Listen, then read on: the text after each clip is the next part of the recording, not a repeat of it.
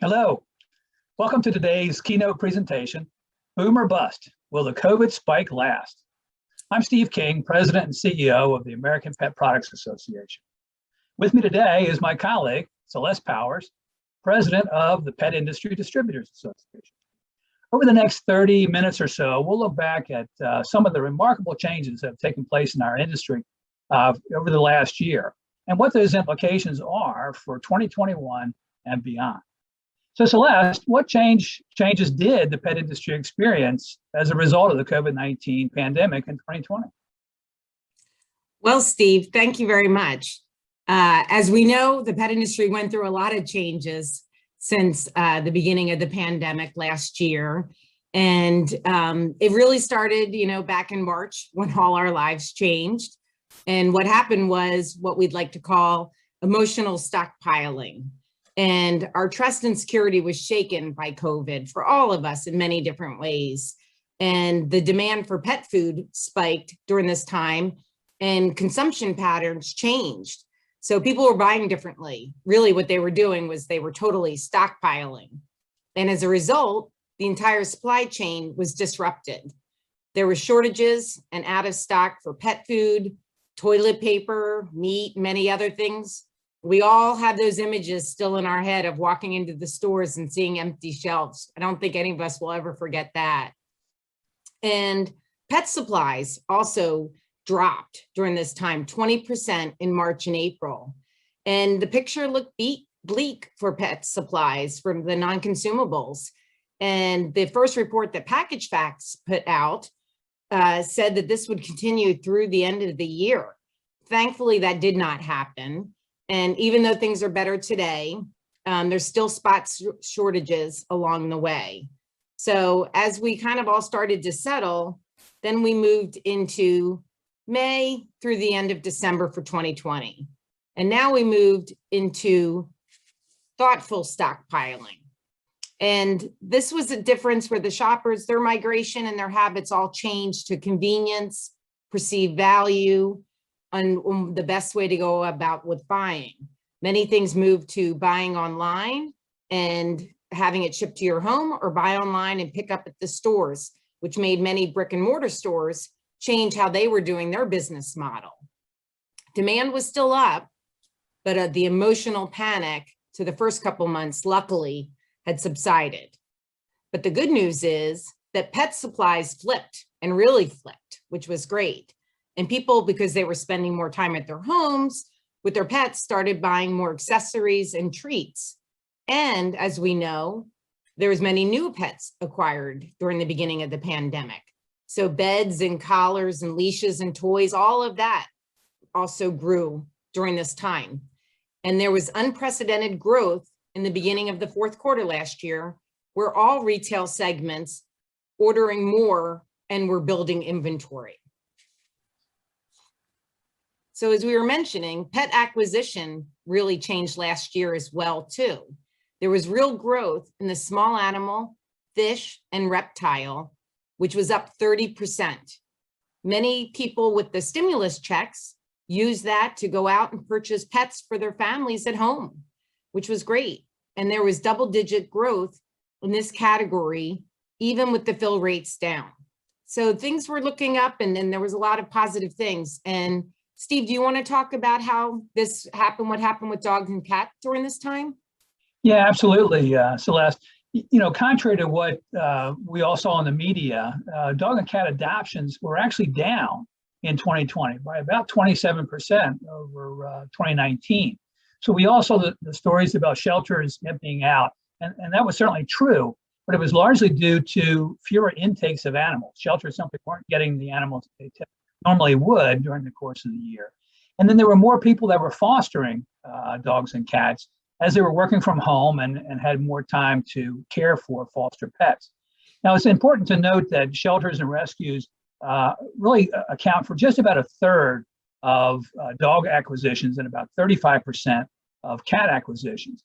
2/3 of our dogs and cats come from other sources.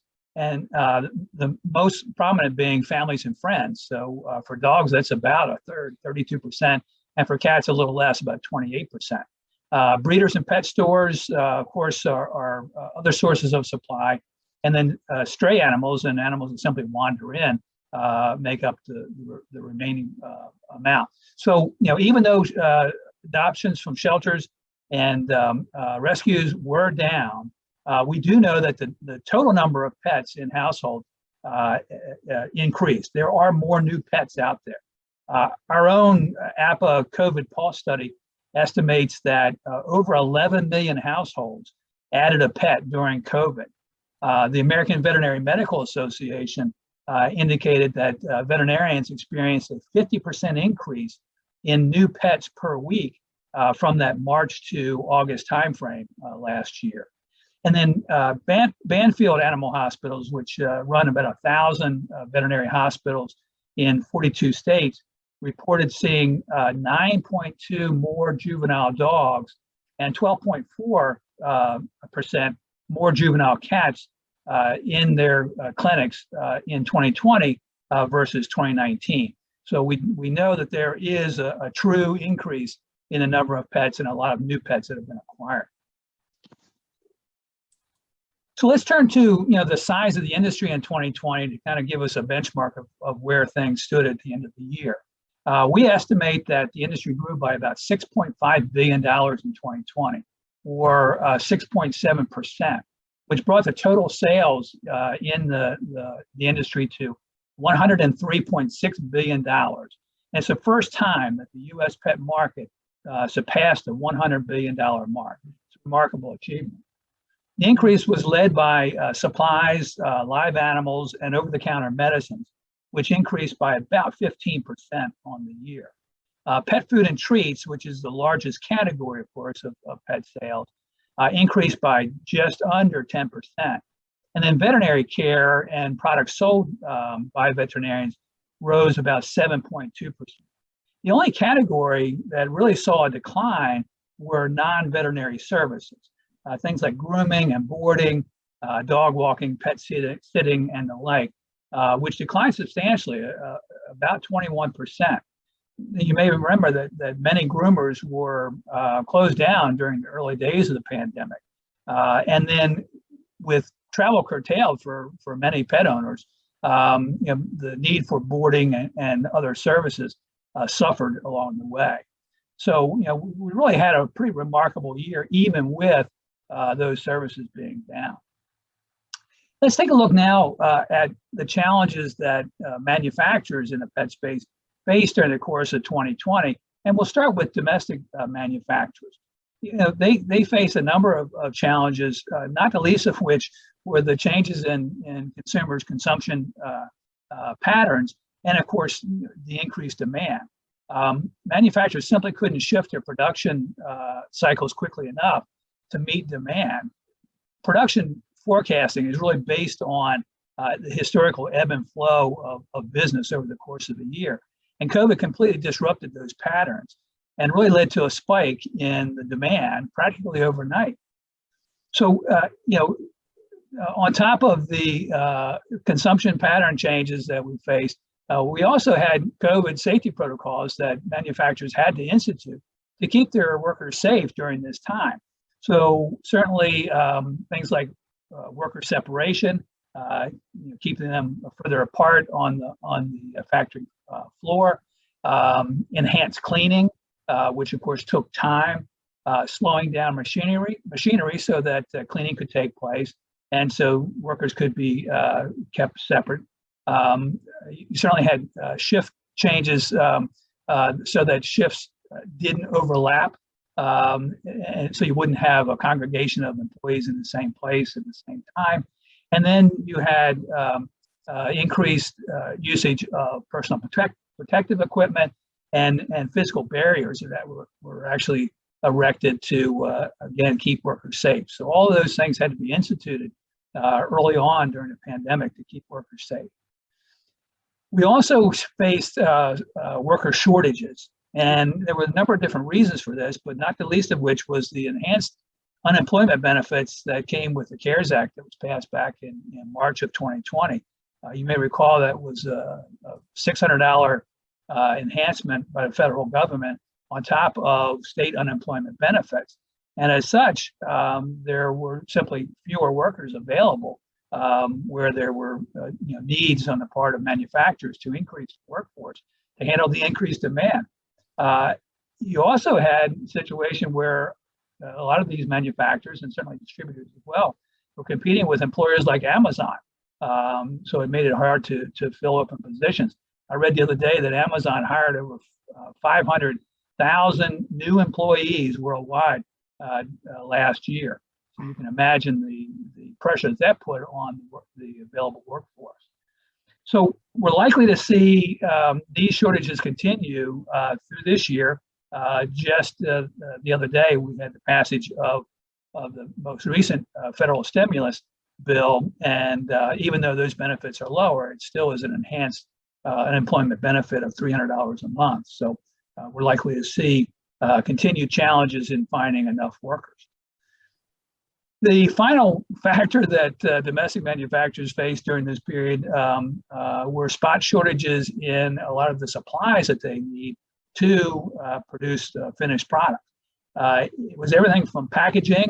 A lot of bottles were diverted to use for production of hand sanitizer. So there were shortages there, and certainly corrugated boxes.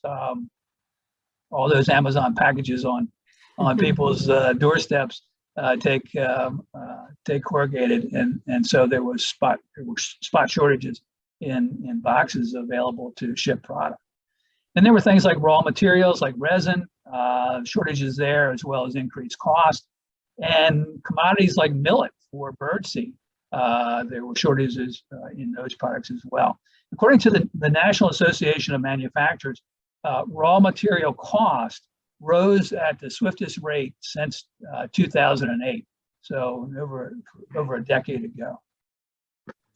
Let's take a look at imported products. As you know, many of the non-consumable products sold in the pet trade come from overseas, particularly in Southeast Asia.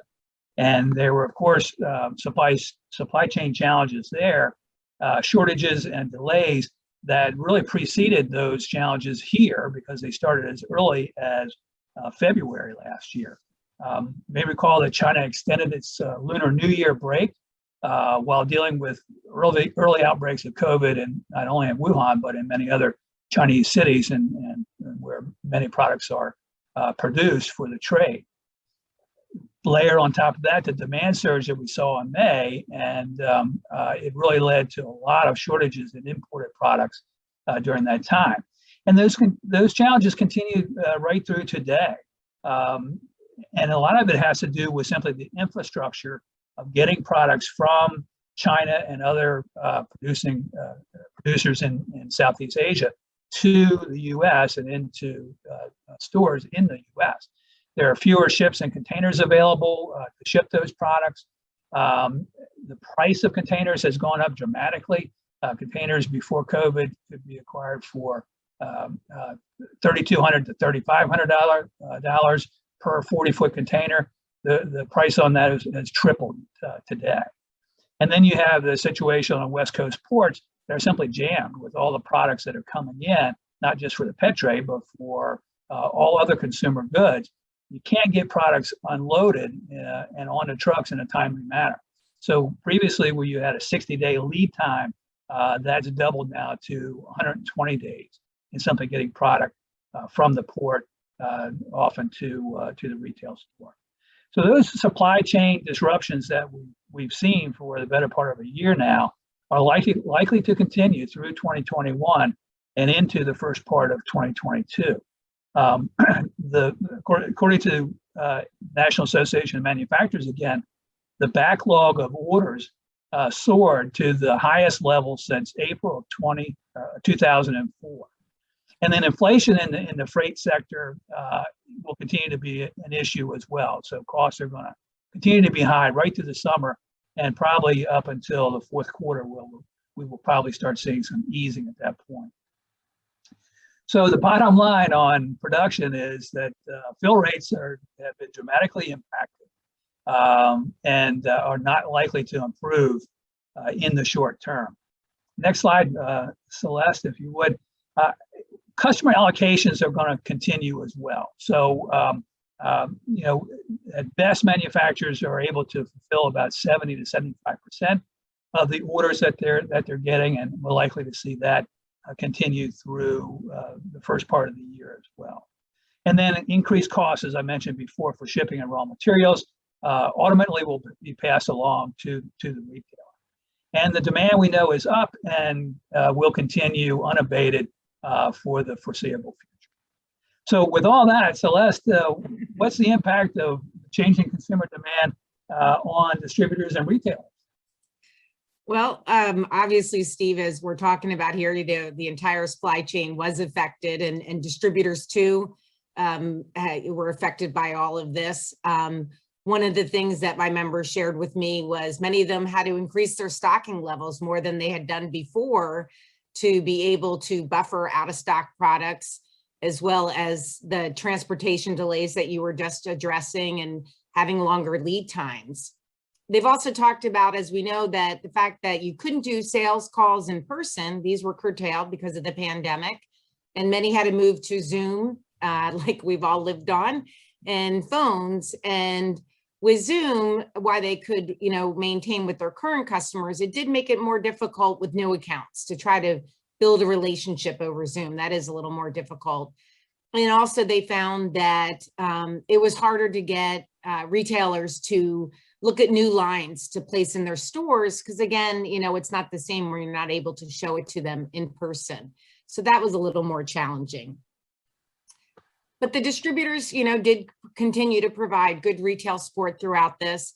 Like we talked about with Zoom, they came up with creative ways. They did training meetings on Zoom with sometimes an individual store or multiple stores, with single vendors or more to, again, make sure they're informed, all the retailers. Some had fun with it, had evening happy hours with multiple stores so they could share ideas and let people know what was working and not working with the changes they've had to make at their stores. And they certainly helped the stores identify what products to carry, and they looked at, encouraging them to carry products that necessarily couldn't be found online. So that would encourage the pet owners to come to their store or order at the store and order online and pick up at the store. And there was definitely an increase in online ordering for retailers during this time. But all the distributors said the important thing was that they had to continue to focus on the fundamentals, that strong fill rates, competitive prices, training, and new lines was really essential for providing the support that the retailers need during this time. And overall for distribution, it's positive. The relationships didn't change over this time, which was great, and their business remained strong and steady. So let's take a look at the retail channels. The great news is every channel is up. E-commerce, club, farm and fleet, food, drug, and mass all skyrocketed last year. And according to the APPA COVID Pulse studies, 47% of pet owners reported that they increased the number of times that they purchased pet products online in 2020. And pet specialty and independents also saw good growth during this time, which is great. And total retail sales in 2020 was up 6.7%, which is very, very positive. And again, thanks to the great studies that APPA did last year, it showed that 30% of pet owners spent more on their pets and pet supplies in the past year, and only 10% said they spent less. So now that we've looked at 2020, let's take a look here at 2021 and where we're going moving forward. So there's a bullish outlook for this year and for next. Growth is projected to be at 5.8% for this year, which is above the historical averages of 3 to 4%. So again, things are looking very positive for 2021. So everyone's saying, if it's a increasing market, how do I get my share of that market? Well, the one thing retailers really want to keep in mind, which they know, is pet care is driven by positive emotion. Pets make us feel better. So a great way for the retailers is to keep in mind to connect with the pet owners on an emotional level to keep them coming back to your stores. Think about unified commerce, connecting and engaging one-on-one with the consumers. and creating customer stickiness. And what do we mean by customer stickiness? Well, things have changed because consumers now realize they don't have to shop in a store. They have a choice. But if you give them a reason, they will be loyal. So one of the big trends that came out of all of this that we touched on earlier is buying online and picking up in the store. Well, this beats that you can do this in the same day, and that's faster than any e-commerce website. And it's the studies, the APPA COVID studies show that 60%, it was a 60-40% split for purchases ordered online and then picked up in the store versus shipped to their home. So again, retailers can really build upon this, buy online, pick up in the store, be it in the store itself, or even if you still offer curbside, if people found that they like that. Also, retailers want to continue to look at their loyalty benefits. Again, you may not get the same benefits or connect with the customers on an online. So you want to make sure you're building your programs. And another option that some retailers looked at, again, to build that relationship is to have a home delivery. Again, it's another way that you can do it in a day, again, where most e-commerce sites cannot do that. So that's a great option. But what's really key here is that you have to have a functional website to be able to facilitate buy online, pick up in the store. You really need to make sure you're investing in that and ensuring that it's easy to use and customer friendly. So investing is definitely something that we're going to be looking at for 2021. And Steve, are there other areas that stores are looking at and companies to invest for this year? Yeah, Celeste, there sure is. And, there's just a few things that we really recommend that every retailer look at. And certainly investing in your business is the key element. With the growth that we've seen over the past year and the expected growth in 2021 and beyond, you need to be prepared for that. So be nimble. Independent retailers in particular know their customer needs best, and you're able to change quickly when those needs change, or as you have specific needs in your community. So you're in the best position to be able to respond to customer needs very quickly. Convenience is king as well. So make sure that you make it as convenient as possible for your customers, not only with some of the items that Celeste mentioned before, but things like creating a puppy pack for those new pet owners that come into your store. Have everything together in one convenient packet that they can pick up so that they have all that they need to care for the new animal. And then you don't want to overextend on inventory, but you do want to place big bets on those things you need to serve your customers. You want to make sure that you're not out of stock when they come into your store. And then, of course, we've been talking about this for years, but it's worth mentioning again, services to drive traffic. Offering in your store grooming services and training services and others are a great way to get consumers into your store who will then purchase their pet products from you. So let's take one more look at the overall size of the industry and what our expectations are for 2021.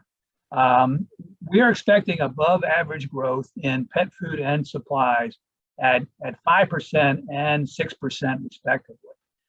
Veterinary care and product sales will grow a little less robustly at about 3% for the year. But we do expect a big increase in those other services to care for all those new pets.